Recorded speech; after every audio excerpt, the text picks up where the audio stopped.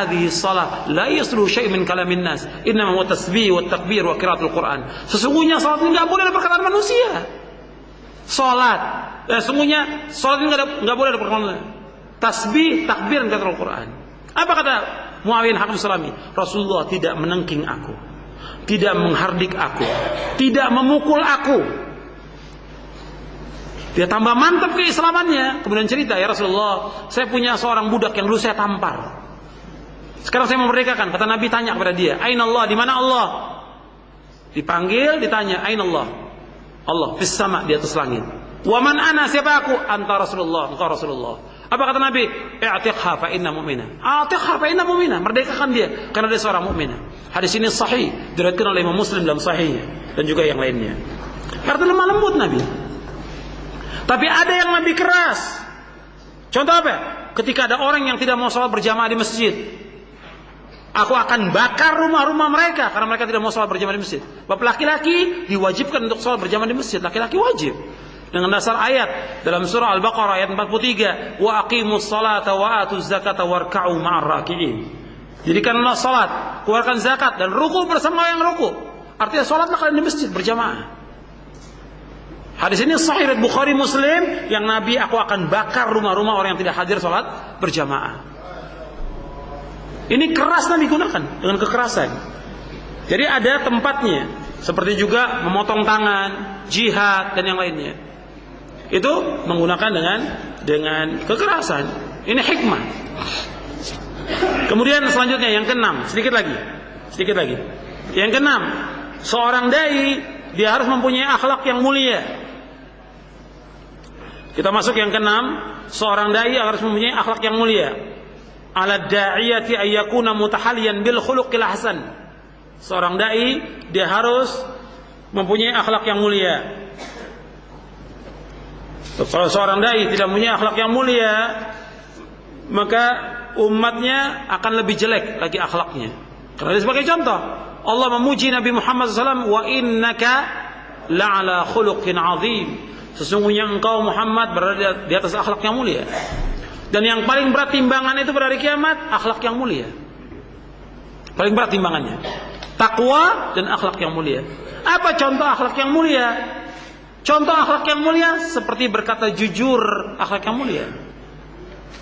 Tidak bohong, berkata benar. Kemudian juga berlaku penyantun, berlaku hikmah, hakim, bijaksana, anah, perlahan-lahan, tidak terburu-buru. Al-anah itu akhlak yang mulia.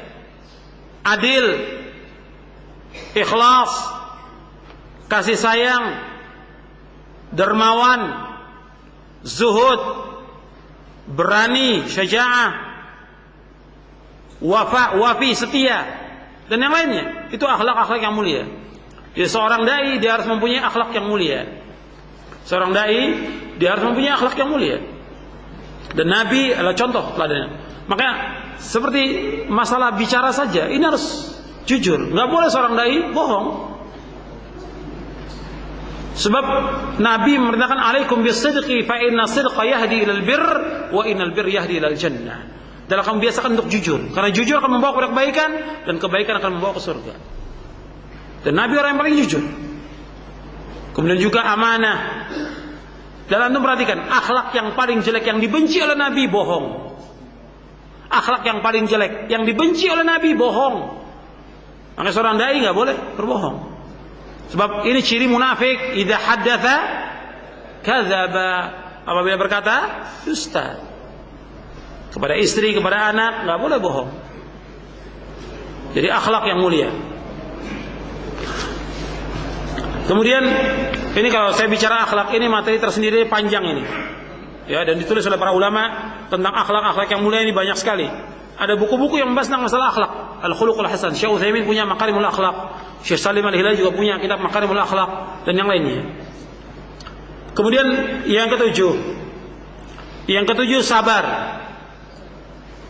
Supaya dakwah kita ini berhasil, sukses, maka harus sabar terhadap segala cobaan dan ujian. yang menimpa di jalan dakwah.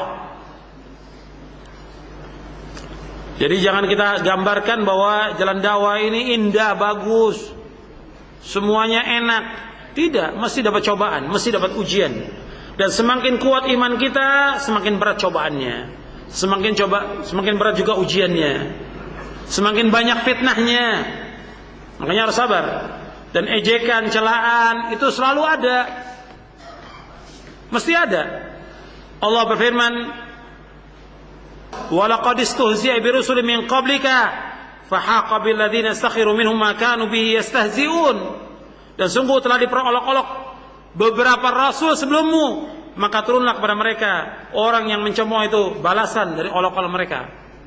Kemudian juga dalam surah Al-An'am ayat 34 Allah berfirman, "Walaqad kudzibat rusulun min qablika fasabaru 'ala ma kudzibu wa udzu hatta atahum nasruna." Dan sesungguhnya telah didustakan para rasul sebelum kalian, tetapi mereka sabar terhadap pendustaan dan penganiayaan yang dilakukan terhadap mereka sampai datang pertolongan Allah. Jadi mesti dakwah itu ada yang membenci, ada yang menolak, ada yang mengingkari, ada yang mencela, ada yang mengejek, ada yang mengusir. Harus sabar dalam dakwah. Para nabi dan rasul demikian juga. Sebab sabar ini nanti dibagi lagi oleh para ulama menjadi 3. Sabar dibagi oleh para ulama menjadi 3. Yang pertama, sabar dalam melaksanakan ketaatan kepada Allah. Ya, sabar. Seperti antum ikut daurah, ini harus sabar. Ya. Kita sholat harus sabar, kita puasa harus sabar, kita menunaikan ibadah haji harus sabar. Dalam melaksanakan ketaatan harus sabar. Yang kedua, sabar dalam menjauhkan perbuatan dosa dan maksiat. Yang kedua, sabar dalam menjauhkan perbuatan dosa dan maksiat. Yang ketiga, sabar dalam menghadapi cobaan dan ujian. Sabar dalam menghadapi cobaan dan ujian, ini harus sabar. Kita lihat bagaimana nabi-nabi. Nabi Nuh 950 tahun sabar. Nabi Musa alaihissalatu wassalam sabar. Nabi Muhammad SAW ketika di Taif dilempari dengan batu berdarah-darah, Nabi Muhammad ketika malaikat gunung mengatakan, "Aku akan angkat gunung ini, akan lemparkan kepada mereka." Nabi jangan. Aku mengharapkan dari anak cucu mereka orang-orang yang beribadah kepada Allah. Betul. Harapan Nabi terbukti. Orang-orang Taif, orang-orang yang beribadah kepada Allah, mentauhidkan Allah, menjauhkan syirik. Dan masih banyak lagi. Jadi harus sabar. Dalam dakwah itu harus sabar. Kemudian yang ke-8. Yang ke-8, seorang dai harus mempunyai cita-cita yang kuat. Cita-cita yang tinggi. Jangan putus asa dalam dakwah itu. Jadi dakwah itu harus terus, nggak boleh berhenti. Jangan kita dakwah di satu tempat, ya orangnya nggak mau mendengar dakwah kita, tinggalkan. Sabar, terus dakwakan, sabar. Insya Allah Allah akan memberikan hidayah kepada mereka. Jadi cita-cita yang tinggi, jangan putus asa dalam rahmat Allah. Jangan putus asa. Jadi seorang dai dia tidak boleh futur dalam dakwahnya. Tidak boleh dia putus asa. Harus terus dia berdakwah dan harapannya insyaallah kita mengharapkan ganjaran dari Allah SWT. Kemudian yang ke-9, seorang dai harus betul-betul memanfaatkan waktunya dengan sebaik-baiknya. Waktu ini sangat berharga. Waktu merupakan modal. Kita ini sukses atau tidak tergantung dari waktu yang kita gunakan dengan sebaik-baiknya. Dan kita gagal atau rugi tergantung dari waktu kita.